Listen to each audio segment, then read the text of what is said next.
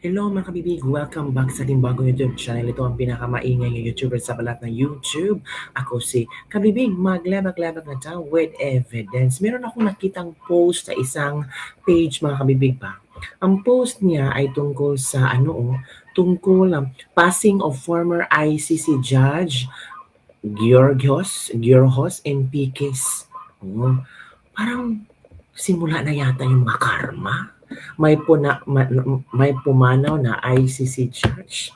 Kinarma na sila kay PRRD. Ano kaya ang mga reaksyon ng mga netizen? O ito, baka sabihin nyo lang nagawa-gawa ako. O ito yung video, ito yung post ng isang Facebook fan page na pinag-uusapan ngayon ni DDS16. Press release Feb 3, 2026, passing of former ICC Judge Giorgos Enriquez. So, sabi dito, tingnan nga natin kung ano ang reaksyon ng mga taga-suporta ni PRRD sa comment section. O ito, ang wish ni Ms. Cara David not only for the local, pang-international din. Hindi lang si Ms. Kay ang nag-wish, sinabayan ng karamihan kaya may power. Abot hanggang ICC ang wish ni Ms. Kay. Mas nauuna pa sila. Karma hits hard. It can travel oceans. Hala, grabe. Ito pa. Reality karma is real. Hala, tingnan mo nga naman na napaka-powerful ng birthday wish. Pang-international din pala ang wish ni Miss K. Iba ka talaga, Miss K. Pati sa abroad, nabibigyan ng maleta, kinuha na din. Grabe ka, Ma'am K, ang lakas ng power at wish mo. Basta ang mga nakikinabang sa maleta ay kukunin na rin. Yan ang maintindihan ko sa wish mo. Sana mamatay. Yan ha. Lahat ng gumagawa ng kasalanan, kay Tatay Digong magbabayad ng malaki. Pagdudusahan nila ang mahabang panahon yung 10 sa kanilang pamilya. One down, who's next? Hala, yun ang mga komento ng mga netizen ng kabibig ha. Kabahan na ang nasa Pinas, susunod na kayo. Hala, ano ba naman yan? Yun ang mga komento ng ating mga netizen after ibinahagi na isang DDS16 page itong pagkamatay ng former ICC judge. Naku po, parang kakabahan na yata yung iba dyan. Yun mga kabibiga, grabe no. Pero alam mo, grabe ang power ng Tatay Digong no. Grabe yung pagiging matapang niya. Talagang he's running 81 years old. Naka-standby sa ICC. Magwa 1 year na siya sa ICC. Namatayan ng kapatid. Diba?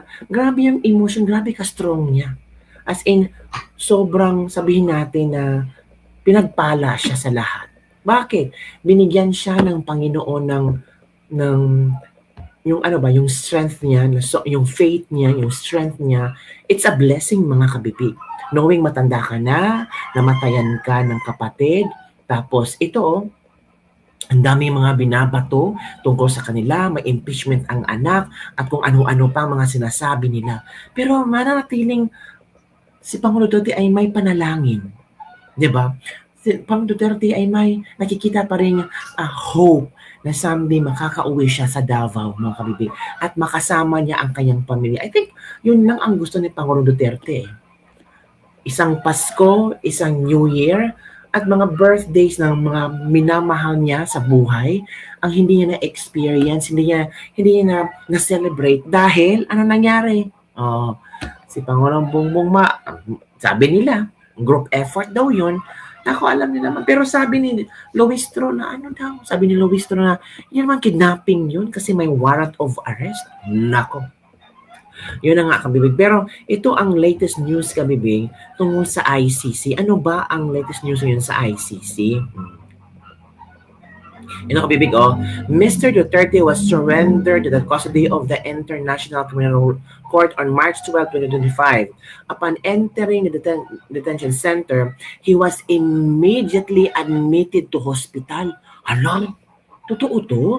Prior to his initial appearance on March 14, 2025, counsel had already informed the pre-trial chamber that Mr. Duterte's fitness to stand trial would be at issue. Hala, yung pagdating pala ni Pangulong Duterte, pagka 14, na-hospital siya kabibig. So na-inform ang pre-trial na, tingnan nyo, na-hospital sa Pangulong Duterte. Pati ang mga manok nag-react na, totoo, ang chika. The chamber disregarded this expression of concern, instead commenting without the benefit of any neurological or cognitive examination that Mr. Duterte was fully mentally aware and fit. Ooh, the question then is simple. Is this how international justice should operate? Tama. Due process cannot be symbolic. It must be visible at the first moment na court exercises power over an accused. If safeguards were questioned during surrender and then insufficiently engaged upon the arrival in The Hague, the legitimacy of international justice itself is put at risk. Alam na pala nila eh. Na-hospital pagka after 2 days Panginoon, sinabihan ba tayo? Sinabihan ba ang mga, I don't know, Bibi Sara, ever told? O ano ba, sinabihan ba siya?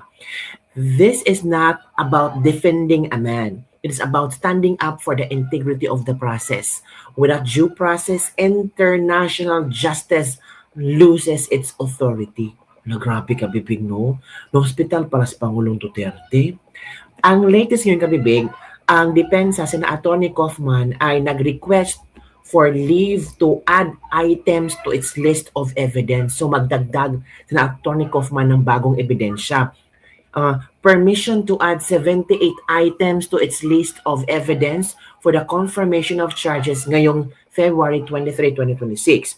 This request followed the prosecution's disclose of 1,242 additional items daw. So, ang prosecution may additional 1,242. So, dapat din, ang depensa, mag-add din sila. So, meron silang add na 78 items. After reviewing these materials, the defense concluded that the additional items are directly relevant to the charges and necessary to challenge the prosecution's case at the confirmation stage properly. Yun pala. 24 items were disclosed only after the original deadline, while the rest became important only after the later disclosures were reviewed together.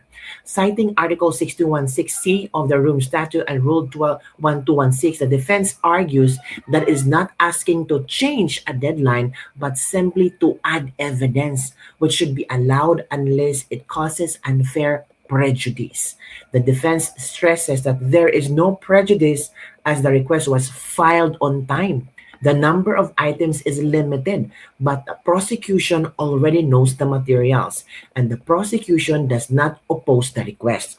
The defense therefore asks the chamber to approve the inclusion of 78 items listed in the confidential Annex A, noting that refusal would unfairly prejudice Mr. Duterte while approval would not harm any party. Yun.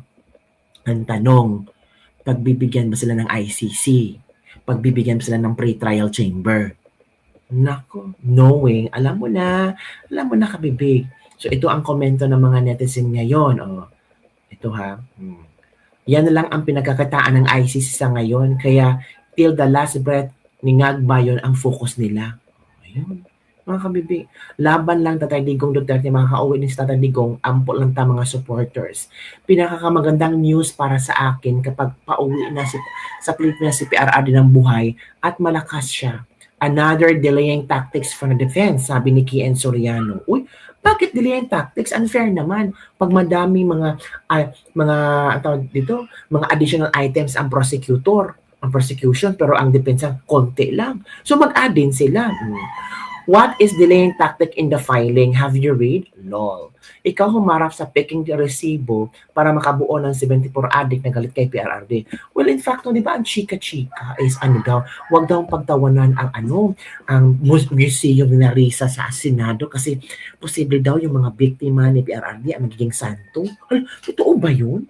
Nashock ako Kabibig na binasa ko bago. Grabe naman itong mga taong ito, pati mga addictos, gagawing santo nila. Yun daw ang mga natsugi during sa programa ni Pangulong Duterte. Tapos si Kian ginawa ng monumento. Ganun na ba sila Parang, ano ba naman to? Ay, napanood nyo na ba ang video ng isang pari?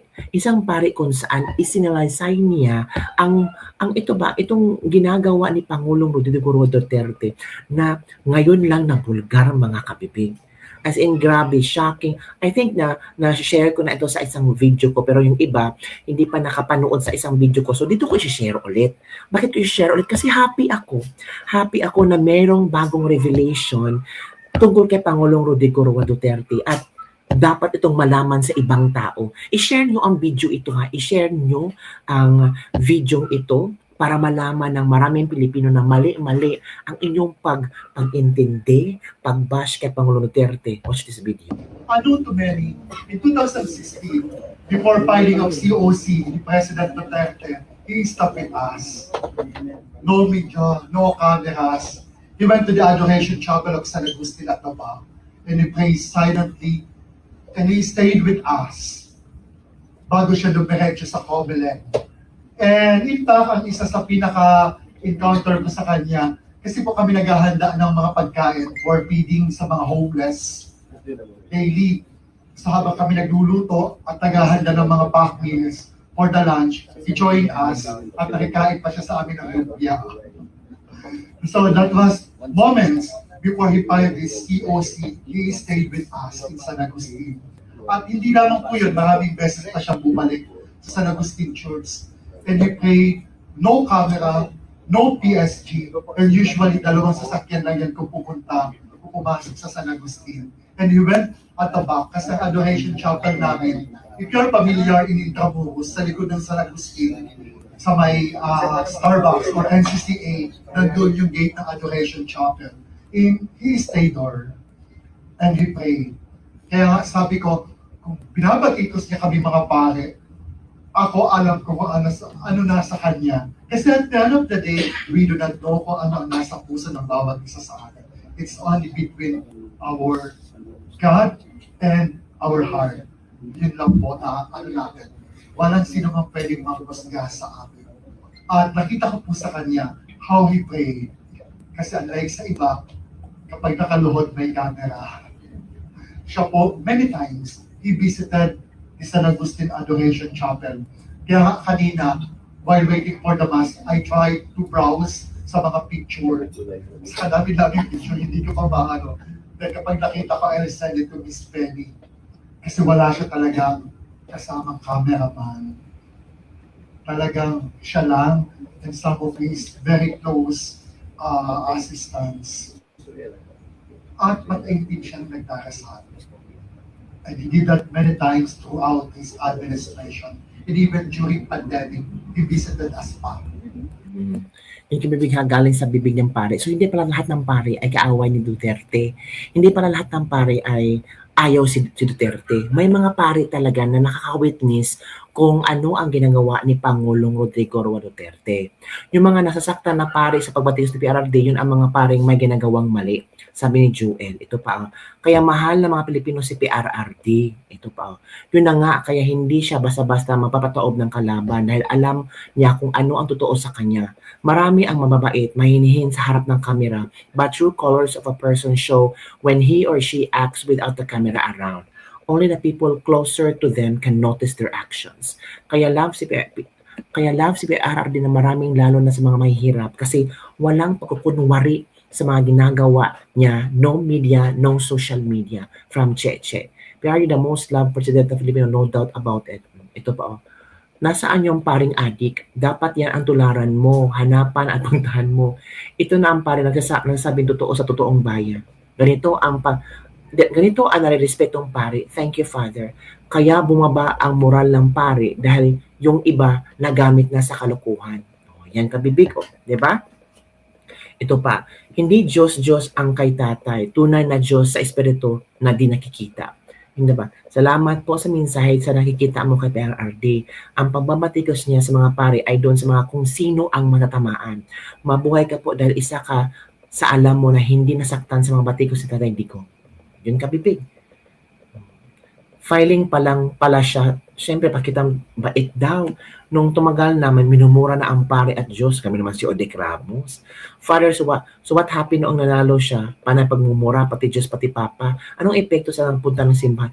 Doon, di ba sinabi ng pare, every now and then pumunta sa simbahan, sa chapel. During pandemic niya, pumunta nananalangin para sa ating lahat. Nako po, nasaktan naman ang mga trolls. Nasaktan ang mga trolls sa bagong pasabog ni Father. First time na nasalita si Father at i-share niya kung ano ang kanyang experience kay Pangulong Rodrigo Duterte at nasaktan ang mga bashers. Bakit? Para itong sinabi ni Father ba palang bindita. Parang holy water. Binasbasa ni Father yung mga bashers, yung mga trolls, mga demonic. Kaya nasaktan sila. Di ba?